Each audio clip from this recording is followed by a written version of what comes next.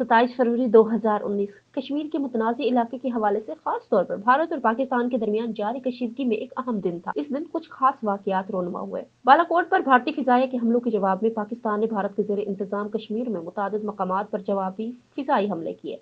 पाक फिजाइया का ये दावा है कि निशानजदा मकामात गैर फौजी थे और इनका मकसद आम शहरियों को होने वाले नुकसान से बचना था। फिजाई झड़प के दौरान भारतीय और पाकिस्तानी जंगी जहाजों के दरमियान डॉग फाइट हुई। पाकिस्तान फिजाइया ने भारतीय फिजाइया के एक मिग-21 तैयारे को मार गिराया, जिसके नतीजे में विंग कमांडर अभिनंदन नामी पायलट कैदी बन गया। इसी दौरान एक और हादसे में पाक फिजाइया के हमलों के वक्त भारतीय फिजाइया ने गलती से अपने ही एक MiA-17 हेलीकॉप्टर को मार गिराया, जिसके नतीजे में इस पर सवार 6 भारतीय फिजाइया के एक एहलकार जाँ बहक होगा। 27 फरवरी 2019 की ये वाकयात ने कश्मीर पर भारत और पाकिस्तान के दरमियान तवील अरसे से चले आने वाले पेचीदा तनाज़े की तरफ बैनुल-अक़वामी तवज्जो मजबूर कराई और कशीदगी को मजीद बढ़ा दिया। बाद में चंद दिनों में विंग कमांडर अभिनंदन की रिहाई के साथ सूरत हाल मामूल